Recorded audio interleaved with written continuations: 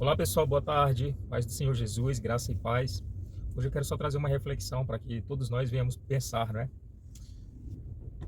A Bíblia fala que nos últimos tempos nós passaríamos por uma apostasia. O mundo passará por uma grande apostasia, né? Tanto no meio da cristandade como no meio secular. Apostasia no meio secular no sentido da inversão dos valores, das normas, das coisas vigentes até então, né? Nós vemos aí que toda boa lei está sendo retirada e está sendo suplantada por leis insanas, né? Leis que vão totalmente contra a palavra de Deus. Mas há de se cumprir as profecias bíblicas para preparar o mundo e este caminho para o anticristo, porque o anticristo ele não pode chegar e ele não vai chegar sem que o mundo o espere, né? O mundo precisa estar já acostumado mentalmente, materialmente, fisicamente, né, de uma forma legal também, por isso mudando as leis para que o anticristo se manifeste em carne. Ele está atuando atualmente em espírito, né? Segundo a Tessalonicenses fala, né, já opera o mistério da iniquidade. E só há um que retém o aparecimento do anticristo, que é o Espírito Santo. O Espírito Santo que atua hoje na igreja, consolando, convencendo, consolando o homem, o cristão, e ao mundo convencendo o homem do pecado, será retirado por fim. Então essa atuação mais forte do Espírito Santo vai permitir com que o anticristo se mostre amplamente, né? E assim trazendo uma grande depravação, ou consolidando uma grande depravação que já está estabelecida no mundo. A ideologia de gênero, ela veio para ficar, talvez não na minha vida, na sua, da sua família, mas ela veio para tragar a maior quantidade de pessoas que se deixam atrair, porque isso é um método, né, que utiliza desde o primário até as fases mais adultas. Nós vemos aí que está tendo uma apologia muito forte no meio midiático, no meio cinematográfico, né, no meio da música, e que até no meio evangélico, né, entre aspas, no meio cristão, dos que se dizem crentes, também está chegando isso com a teologia inclusiva, né? Já tem muitos pastores pelo mundo e pastoras também que se consideram LGBT, gays, que já são dirigentes de igreja, né? Isso começou assim com o feminismo, né? Elas colocando mulheres para ser dirigentes de igreja, pastoras. Depois, uma vez que abriu para mulher, agora abre também para a ideologia de gênero, porque o feminismo e o movimento feminista, né, e o movimento LGBT caminham juntos, né?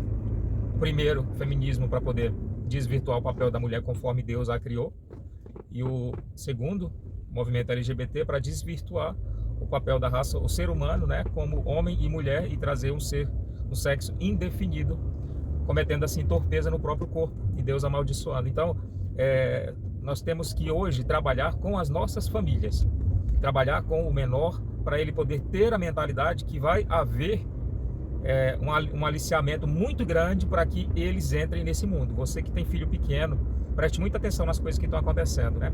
Se o teu filho começar a ter relação homossexual, se ele tiver uma relação com o menino ou a menina com a menina, o primeiro que ele prova mentalmente é o que ele vai sentir mais prazer.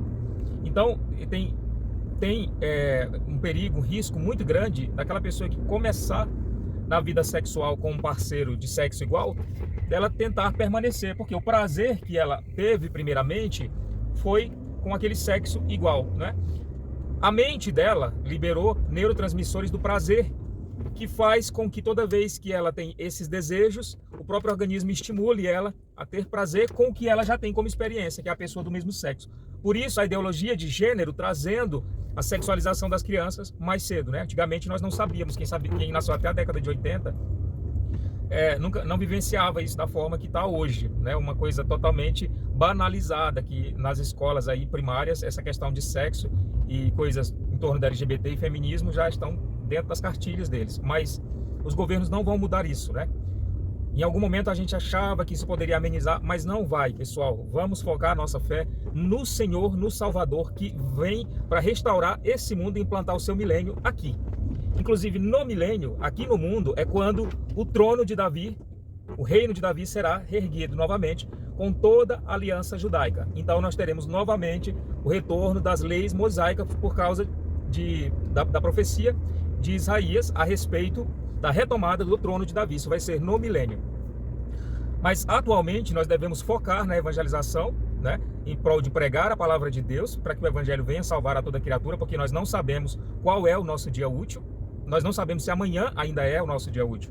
O meu último dia pode ser hoje, como o seu ou de algum ente querido. Então, partindo para a eternidade, segue-se o juízo, e segue-se em consciência. O que morre aqui, ele já está em consciência perante Deus, como o próprio ladrão na cruz, que Jesus perdoou, e ele esteve com Jesus naquele dia no paraíso. Então, o crente que morre salvo, o crente que está salvo, ele morre e vai para o descanso com o Senhor. O ímpio já começa a entrar em sofrimento, destituído da glória de Deus. Então, a gente vê muitas questões políticas no mundo, né, se movimentando. Às vezes a gente tem perspectiva de que algumas coisas boas vão acontecer, mas não vão, pessoal. A Bíblia fala que nos últimos dias teremos grandes apostasias, né? Nós teremos inversão dos valores. Se fosse possível, até alguns eleitos seriam enganados, mas não é possível. Os eleitos de Deus não podem ser enganados, porque eles não apostatarão da fé. Os filhos das trevas irão se perder, mas os eleitos de Deus não. Então, permanecemos firmes, né, na fé que foi dada aos santos. E essa fé precisa ser estimulada dia após dia, com a leitura da palavra, com oração e também congregando, porque nós não devemos deixar de congregar. E isso tem um ensinamento claro na palavra de Deus a respeito de que nós devamos estar juntos para celebrar a ceia do Senhor, para congregar com os irmãos, adorar a Deus juntos, né? E o cenário mundial não é o mais simpático, né? O cenário mundial é de catástrofe geral. A gente não sabe o que ainda vai vir, se vai vir pandemias, doenças, mas é certeza que vai vir, a gente só não sabe quando. A inversão do valor, da ordem, injustiça total, a gente não tem mais a quem recorrer, mas não é só no Brasil. Veja como estão os países de primeiro mundo. No Canadá não se pode mais pregar na rua, porque você pode ser enquadrado como eles querem aprovar aqui no Brasil, aliciamento religioso. Então, nos Estados Unidos, dependendo do estado, também você vai ter leis semelhantes, liberação de drogas, né? Esses países industrializados de primeiro mundo também já te trouxeram essas leis que ajudam a destruir ainda mais a família, ajuda a destruir a mentalidade do jovem, e isso faz com que o afaste de Deus. Isso tudo é para poder afastar as pessoas do caminho da salvação, para que elas não encontrem a Deus. É uma guerra espiritual. Por ser essa guerra espiritual travada nos fins dos tempos, nós não deveríamos achar que governos irão dar solução para isso. Não vão dar. E vemos guerras e rumores de guerra num continente, vemos perseguição religiosa em outro, e começaremos a sofrer coisas aqui no nosso próprio país. Eu lembro que quando um pregador falava, eu muito pequeno, que nós iríamos provar aqui no Brasil um nível de perseguição, a gente ficava imaginando como isso, né? Um país tão livre como é o nosso, a gente chegar a ser preso quando estivesse pregando essa questão da homossexualidade, contra a homossexualidade. Então eu ficava só na minha cabeça imaginando como que isso vai acontecer, né? Mas é óbvio, eu era criança, não tinha essa maturidade. Mudando as leis. Então eles estão mudando as leis para nos enquadrar como homofóbicos, sendo que de fato nós temos uma lei que permite a liberdade de expressão para qualquer um, inclusive a liberdade de você pregar o evangelho a qualquer criatura, né? Em praça pública, em ruas, em ambiente fechado, como for. Nós somos um país que nasceu em berço cristão, mas será apostatado. Poucas as pessoas nos últimos tempos irão professar a fé, mas muitos serão salvos, muito mais do que os perdidos, é o que o Salvador nos promete. Então, hoje é o dia aceitável, é o dia em que a graça de Cristo transborda como um rio. Ontem eu toquei um hino e coloquei aí, depois se você que não assistiu, assista lá.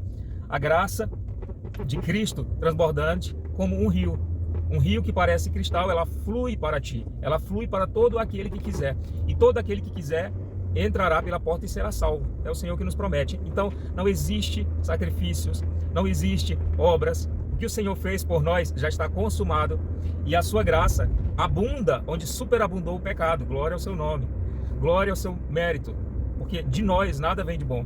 Então peçamos a Deus que Ele nos guie nesse caminho, e que a nossa mente esteja sempre firmada na sua palavra e na doutrina apostólica, que é aquele que quer que nós caminhemos, né? Para que a gente não venha cair em enganos, num falso evangelho de obras, falso evangelho de leis, falso evangelho de sacrifício, mas confiando no único sacrifício que o Senhor Jesus já fez por nós, na cruz do Calvário. E as boas obras nós precisamos também desenvolver, como os cristãos que somos, como crentes em Jesus. Nós não temos a vontade de pecar, porque eu fico constrangido diante de Deus, e todos nós que fomos salvos, de desobedecer ao meu Salvador, porque Ele fez um ato tão grandioso por mim, que eu não posso retribuir isso jamais. A única forma que eu tenho de retribuir é tentar ser obediente a Ele, tentando ser bom testemunho para que o nosso testemunho também venha alcançar as pessoas descrentes, né? E assim Deus operar uma obra na vida de cada um, através da sua vida, da minha vida e de todos nós que temos a consciência de que a salvação é por graça,